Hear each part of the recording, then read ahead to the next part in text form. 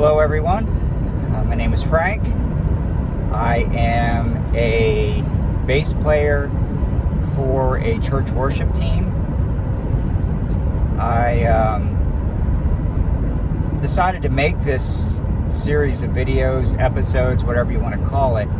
I was kind of inspired by another YouTuber. His name is, his channel is called pt.1. I suggest you go check it out. His name's Mitch. He was kind of really one of the, dare I say, inspirations for me as a fledgling musician in a playing Christian worship music. Now, before I go on, my experience playing an instrument started when I was in middle school. I played in a talent show. We had talent shows back then when I was going through middle school. And I played bass. Played 2 songs. And that was the extent of my bass playing career. In fact, that was my extent of my being part of a band. Flash forward to 3 years ago. 4 years, almost 4 years ago, me and my wife were going to a worship service at another church. They had one in the evening, and I knew one of my old schoolmates was there. He was the worship leader for that church. So, we decided to go check it out on a night of worship, and lo and behold, he was there. I got to talk to him afterwards. And at that point, my wife and I were kind of looking for a new church.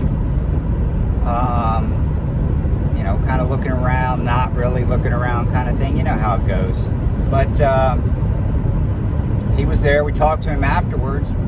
And we decided to go to, or I did. I went to their Sunday service.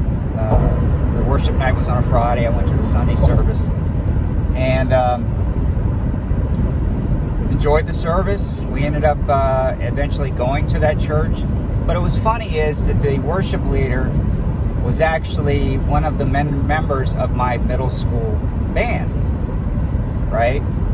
And him and his brothers, they're called the Knight Brothers. Him and his brothers had their own family band. They went to Nashville. They recorded. They opened up for various country artists. They did the whole thing. They're still playing music. And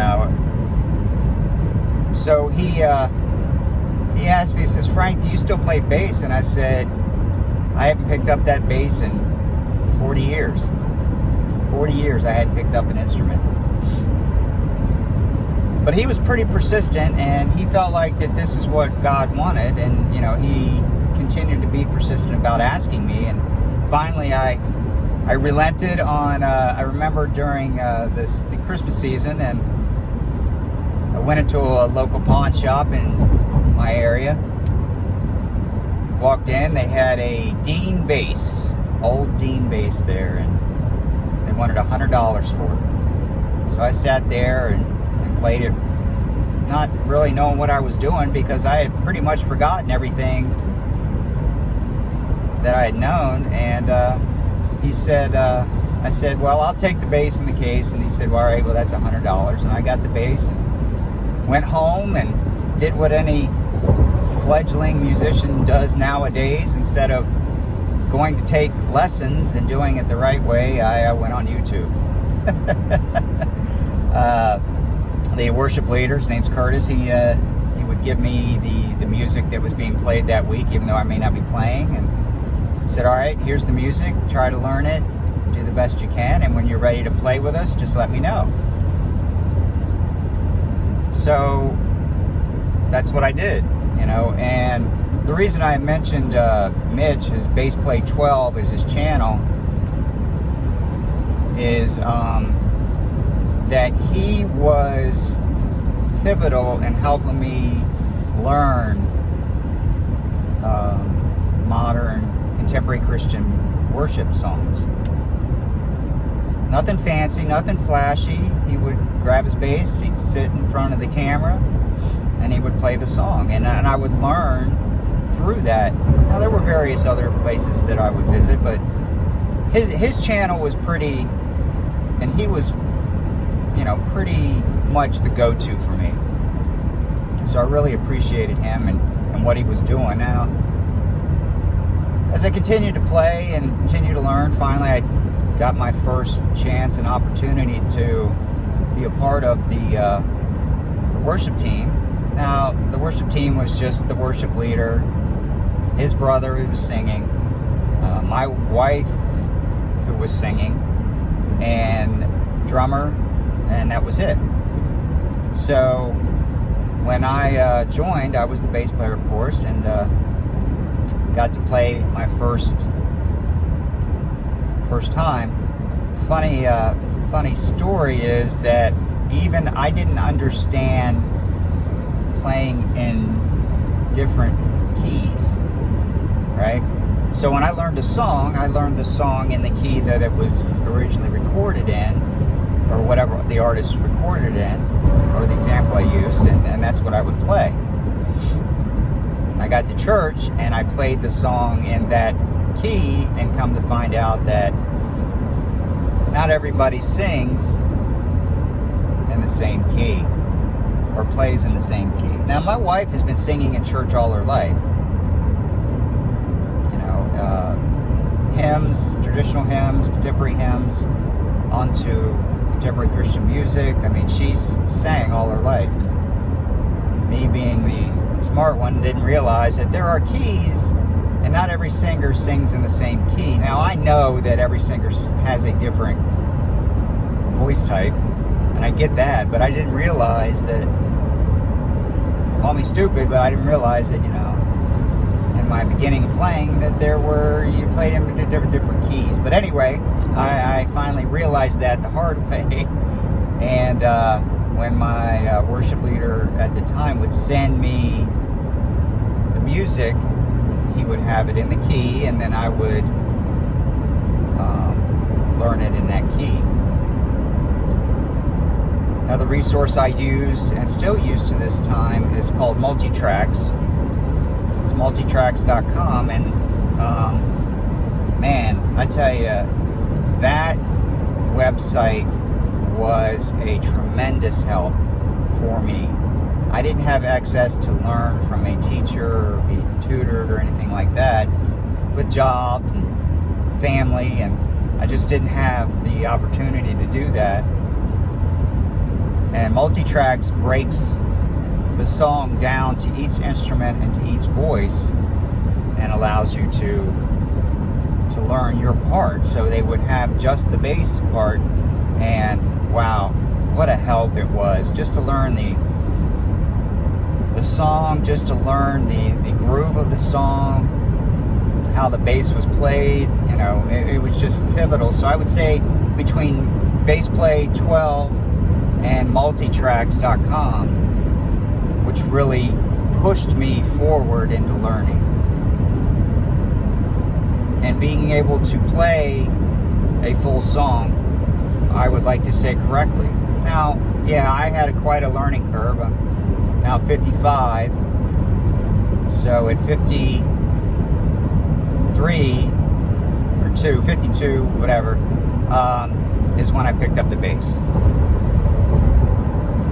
So for those of you who are thinking, I'm too old to learn an instrument, don't go that route. Don't let the enemy push you into thinking that you can't do something. If your heart is leaning towards that you feel like a tugging of the Lord to be able to do that, I would pray and pursue and know that if it is the Lord, that He is going to help you through the process and give you tools through the process. He did for me. I know He's done for many, many other musicians other than myself. So what it was like for me to join a team of people like that. Now, I've been saved for 25 plus years. I had been on ministry teams. I'm ordained ordained as a pastor. I've preached. I've done these things and been part of teams. But there was something, and every team is different and has its own nuances. But there's something about being a part of music and being a part of a team of musicians that is different than what I have experienced in the past.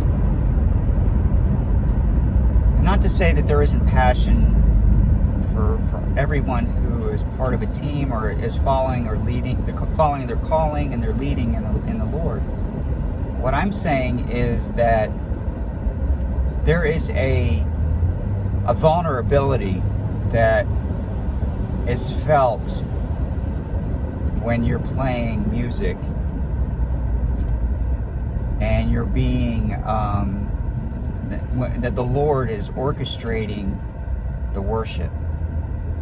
Now, we've all heard many, I'm sure, bands and teams that, just are up there playing and giving a performance. And I'm not judging, I'm just saying that that's the reality of it.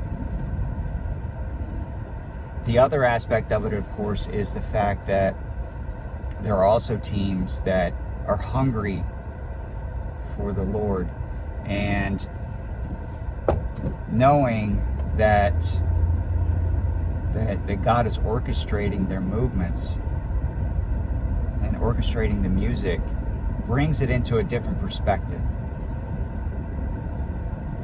Now, I'm not saying that I'm all knowing after 3.5, almost 4 years of playing. I'm absolutely not. One of my very good friends and brothers in the Lord, Mark, who has been playing music, secular and Christian, for the past 40 plus years, he understands the frequencies. He understands the quantum realm of it, if you will, where it's just not about allowing people to hear the music, but also to eat it, if you will, in the spirit, to take it in as a source of nourishment.